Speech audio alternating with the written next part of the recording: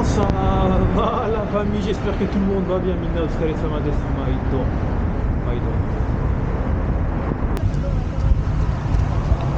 Alors la famille, aujourd'hui on est en mode cycling sur Osaka, on est pas loin du château d'ailleurs. Et d'Osaka Business Park.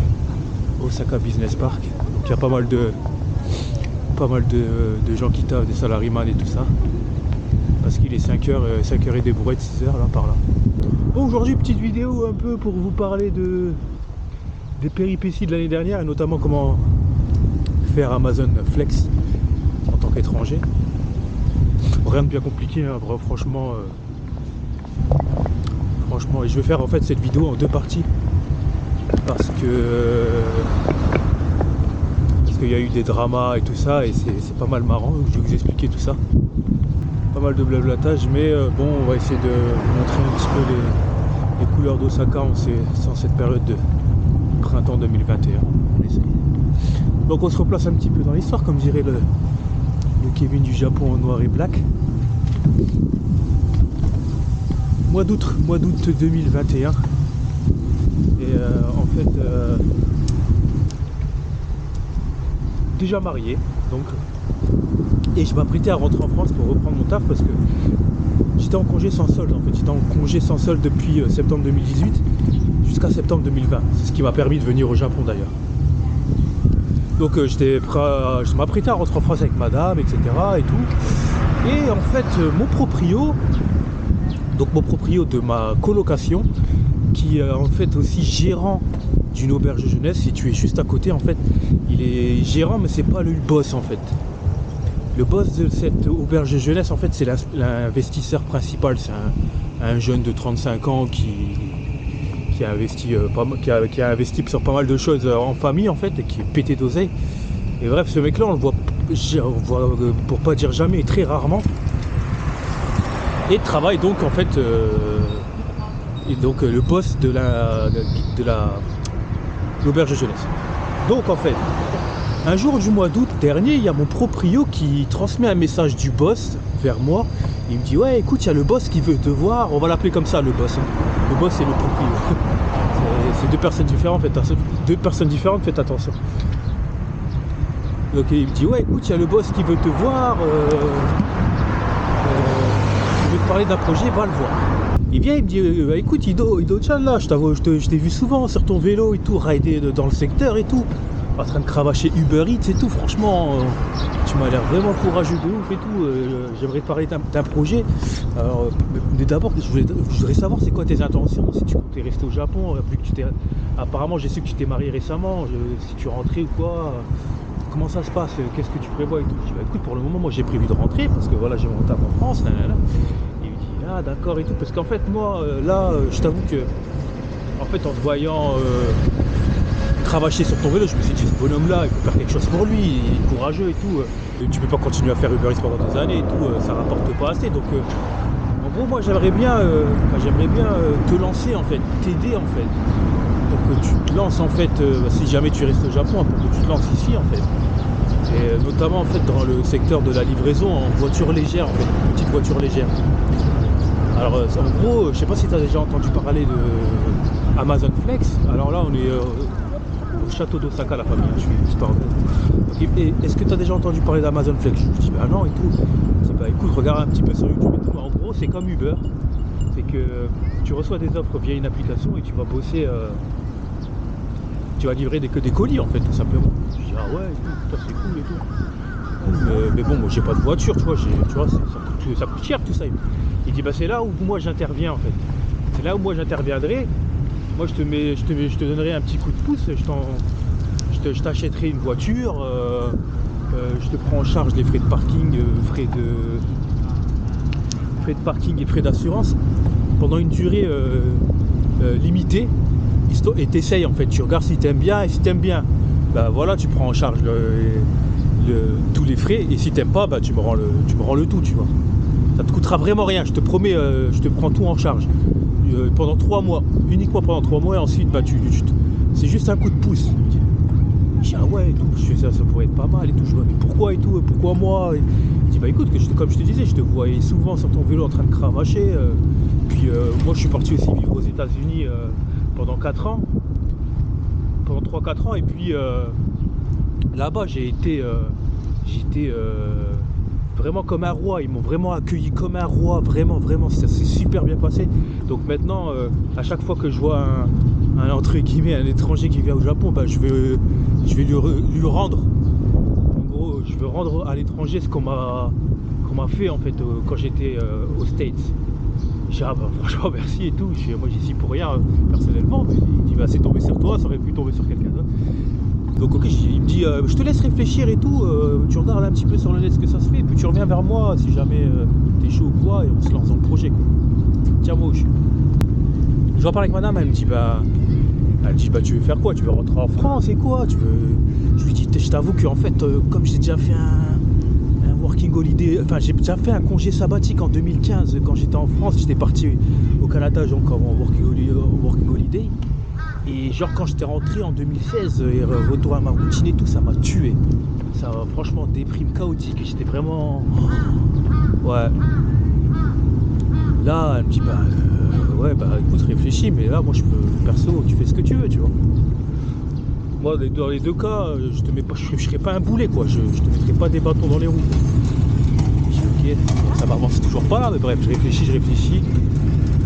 Donc au final je prends ma décision et j'arrête mon taf en France en fait.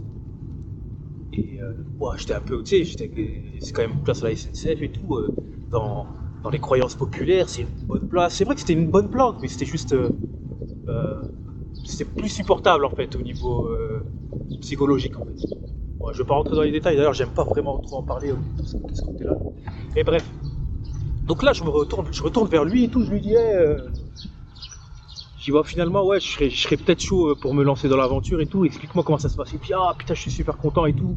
Il fait ça tombe bien en plus parce que moi je suis on va dire un vétéran dans le domaine de immobilier, tu sais, parce que lui il est de base agent immobilier et il a des biens un peu partout ici sur Osaka.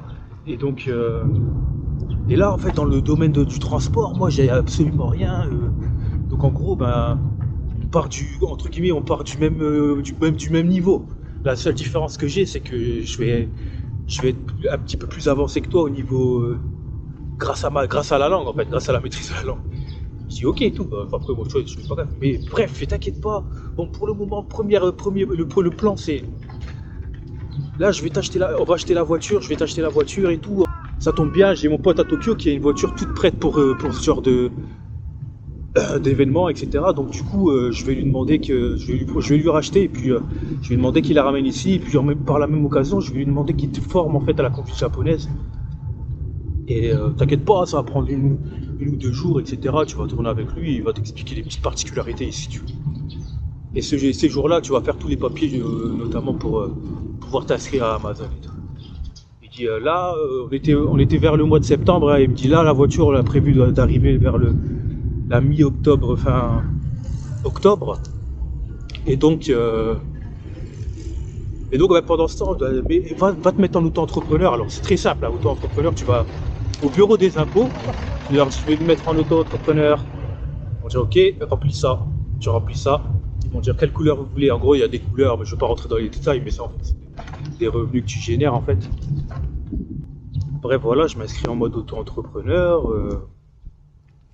Impeccable, sans encombre. Et puis quelques temps après la voiture elle arrive, donc il faut pour ma part, parce qu'il fallait que tout soit à mon nom en fait, donc il fallait que le contrôle technique soit à mon nom, donc ça c'était bouclé.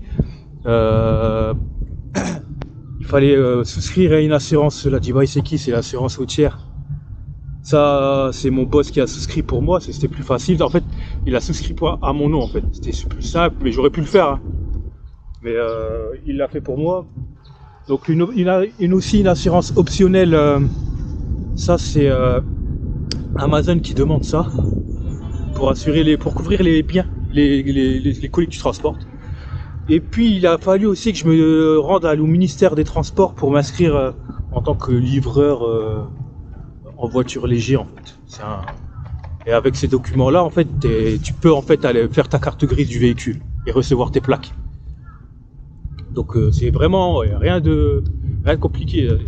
Ensuite tu télécharges l'application Amazon Flex et eux ils te demandent les documents, c'est-à-dire ton permis de conduire. Si tu es étranger, bah, ta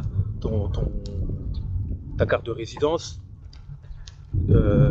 L'assurance pour les tiers, l'assurance optionnelle, le contrôle technique du véhicule. Et j'ai tout dit, je crois. Et le truc le certificat que tu es bien enregistré en tant que livreur au ministère des Transports. Hey, listen. Ah! Et voilà, et là tu rides Amazon. Donc vers la mi-octobre, je commence à rider Amazon et tout. Alors mon boss, il m'a vraiment mis bien. Il m'a donné un iPad 5e génération. Il m'a donné, vous voyez ce vélo là? Il me l'a refilé.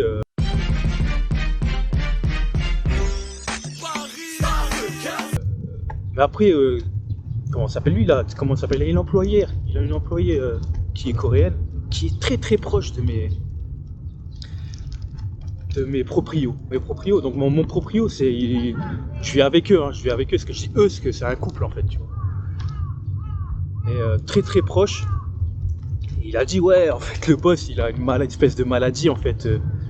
Je sais pas comment on pourrait appeler cette maladie, mais en gros, il achète quelque chose et en fait il s'en lasse ultra rapidement et après donc ensuite il les stocke. Donc en gros. Dans leur bureau, apparemment, il y a plein de trucs qu'ils stockent qu'ils n'utilisent plus, tu vois. C'est comme un enfant gâté, tu vois. Il veut tout, mais il se lasse tout. Il se lasse vite, tu vois. Il veut les derniers trucs et il s'en lasse, tu vois. C'est trop chelou. Bah, après, bon. Donc, du coup, moi, il m'a tout donné, tu vois. Mais en même temps, je sais pas si. Le vélo, vu comme dans l'état dans lequel je l'ai récupéré, le vélo, il était dans un sale état, quoi. Il était chaos technique. Donc, je l'ai remis en service, entre guillemets. Il m'a mis bien de A à Z. Donc je ride Amazon et tout, on commence à devenir super proches et tout. Et genre vers la fin octobre, il fait une petite réunion, tu vois, on fait une petite réunion tous les deux. Il me dit ouais bon ah ouais, parce que j'ai oublié de préciser. En fait il m'avait fait de lui pas son employé, mais genre comme un agent. C'est comme les agences immobilières. Une agence immobilière, si tu veux, les employés ne sont pas vraiment employés, ils sont indépendants, mais ils dépendent, en gros, sur les ventes que tu fais, ben, il y a un pourcentage qui part pour toi, il y a un pourcentage qui part pour le gérant de l'agent, tu vois. Ben là, c'est pareil, en gros, je fais partie de son entreprise, entre guillemets, son entreprise, mais je suis indépendant, c'est-à-dire que je lui donne rien du tout, tu vois. C'est juste pour, en fait, m'aider au niveau des démarches administratives, tu vois. Le fait de pouvoir, tu vois, qu'on me casse pas les couilles, en gros c'est comme un garant, tu vois. Mais je lui donne rien du tout, tu vois. Donc, voilà le château de Osaka. Tadam. Donc, réunion et tout, il m'avait acheté des habits à l'effigie avec écrit le nom de son entreprise et tout. Laisse tomber. Et bref, en réunion, il me dit écoute, ouais, tu vois le mec qui est venu, qui t'a formé à la conduite japonaise de Tokyo et tout. Je dis ouais, bah écoute, son père il recherche quelqu'un sur Nagoya pour faire de la livraison en fait. Alors, comment ça se passerait? C'est genre, tu travailles du matin de 9h à 15h et c'est payé 19 000 yens. Je lui dis 19 000 yens. Pas mal, n'est-ce pas? Pas mal, n'est-ce pas? Alors, je lui dis 19 000 yens de 9h à 15h. Je dis oh là là là là là, 19 000 yens et tout. Je dis ah putain, Nagoya c'est quand même loin et tout. Après il me dit ouais, il fait à la rigueur en plus. Tu fais 9h, 15h, tu fais le taf là, et puis le soir tu pourrais faire Amazon et tout, comme tu veux et tout. Je lui dis ah ouais, j'avoue et tout. Je fais même si 19 000 yens, moi, une journée, mais merci, bonsoir, tu vois. Putain, il va pleuvoir ou quoi dans ces prochains jours? Et bref, donc moi je lui dis attends, j'en parle avec madame et je reviens vers toi. Il me dit ok et tout, tiens moi j'en parle avec madame. Je dis à madame, hey, tu veux habiter à Nagoya ou tu serais pas chaud d'aller habiter à Nagoya? Elle me dit non, moi Nagoya, il n'y a rien pour moi là-bas. Tu sais, j'ai mon taf ici, en plus la bouffe elle est pas super bonne là-bas, il n'y a pas donc franchement elle me dit non, moi je suis pas très chaud, Elle me dit mais par contre moi comme je te dis, je te mets pas des bâtons dans les roues, une occasion comme ça, vu comme bien c'est payé, tu devrais essayer, quoi, tu vois. Si t'aimes bien, ben voilà, tu feras la route à la semaine. Et si t'aimes pas, ben tu t'arrêtes, tu vois. Je dis ouais, je réfléchis, j'avoue. Je dis ouais, mais moi je kiffe beaucoup Osaka et tout. Osaka, c'est ma ville, tu vois. Je dis ouais, bah, c'est rien ça, et tout, tu reviendras et tout. Si t'aimes bien que tu fais quelques années là-bas, t'inquiète pas, t'auras d'autres meilleures opportunités, tu vas voir. Bon que là, je le fais en bref, hein, mais ça a pris quelques jours ces histoires. Donc je retourne voir le boss, je lui dis hey, mec, je pense que c'est bon hein, pour Nagoya et tout. Il me dit écoute, ouais, là, je leur ai fait le devis et tout, c'est bon et tout. Donc je dis ça serait pour commencer quand? Il me dit bah je sais pas, mais il y a rien qui font des photos. Il me dit je sais pas, mais je pense dans un petit mois, on lance l'affaire. Je lui dis ah ouais ma gueule. Donc de ce fait là, moi je continue toujours mon Amazon et tout, et pendant ce temps-là, bah, le boss il gère en fait la négociation avec l'entreprise en question. C'est pas une petite entreprise, mais c'est pas une grosse entreprise. En fait, c'est une grosse entreprise, mais la branche où j'allais être affecté, il n'y avait pas beaucoup de monde. Tu sais, ils gèrent leurs trucs à eux, ils sont un peu indépendants. Juste ils reçoivent les financements en fait d'en haut, et après ils gèrent leur truc, tu vois. Ils gèrent ça leur truc bien, tu vois.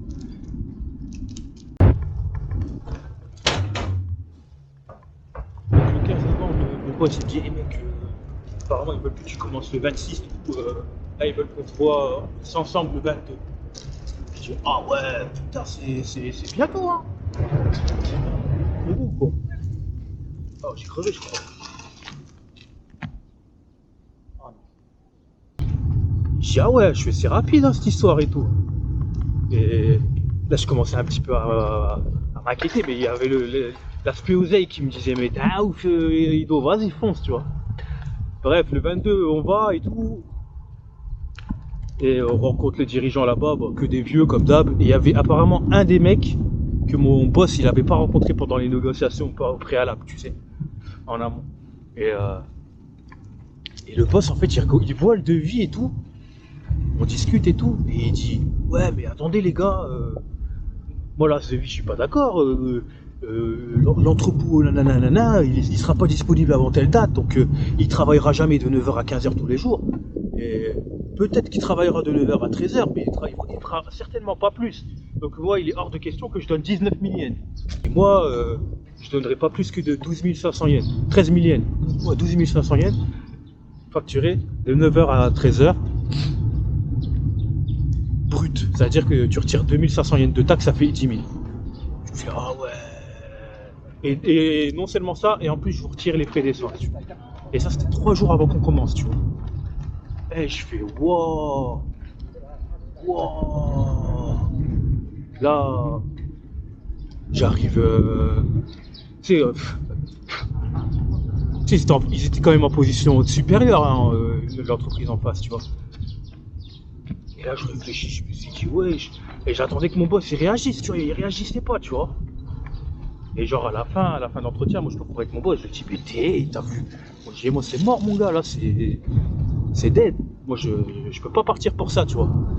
Et je vais m'arrêter là la famille. Parce que c'est à partir de ce moment-là en fait que tout est commencé à partir en couille.